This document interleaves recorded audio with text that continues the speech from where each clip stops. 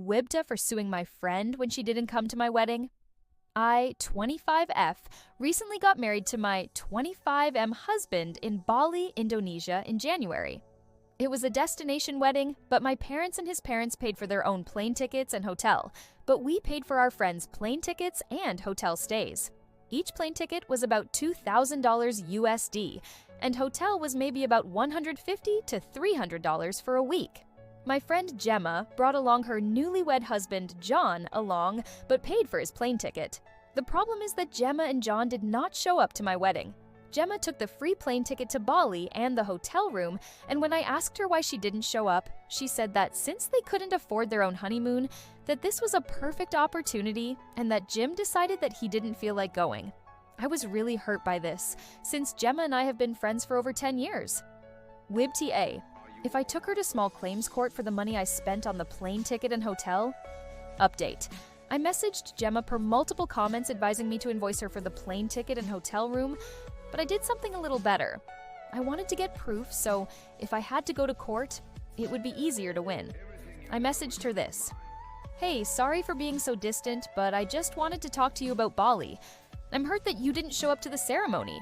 I pulled a lot of strings to ensure that you could come, and then you didn't show up. Did you think I paid for the trip just so you could honeymoon with John? She replied, I've missed you a lot, and I know why the trip was for your wedding, but John didn't want to go BC. He felt like your wedding ruined the illusion of the trip being our honeymoon and that you'd understand. I replied, No, I don't understand.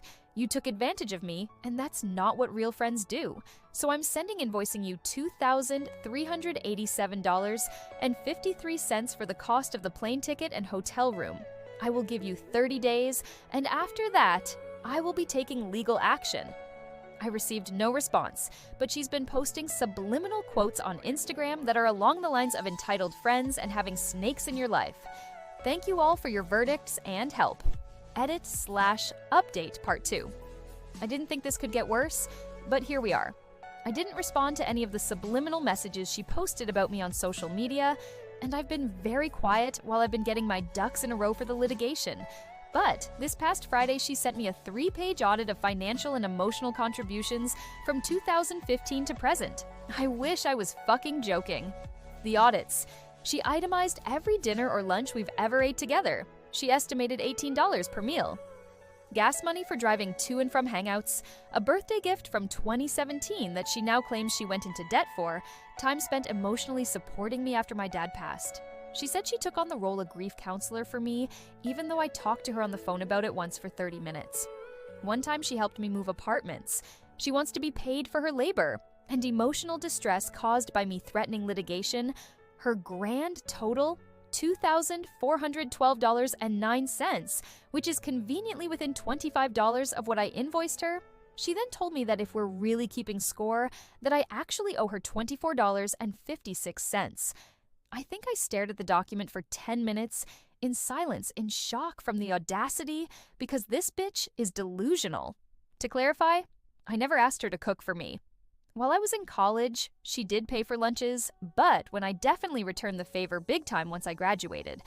I bought her many gifts over the years. I've let her stay at my house several times when she and John argued, and I have also lended a shoulder for her to cry on when she had difficult times in life, but apparently being a friend is now billable. I decided to give the message a thumbs down, because if I respond, I will be extremely disrespectful with the anger I am facing.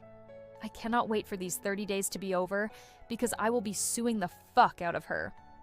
Psychology breakdown. When friendship becomes a ledger. This isn't about a missed wedding, it's about betrayal and scorekeeping. The bride paid $2,400 for her friend to attend her Bali wedding. Instead, the friend skipped it and used the trip as a honeymoon. That breaks an unspoken agreement and feels exploitative. Instead of apologizing, she justified it. That's cognitive dissonance, reframing selfish behavior to avoid guilt. The biggest red flag? The 3-page audit billing years of lunches, gas, and emotional support. Healthy friendships run on goodwill. Unhealthy ones start keeping score. At this point, it's not about money, it's about trust being shattered.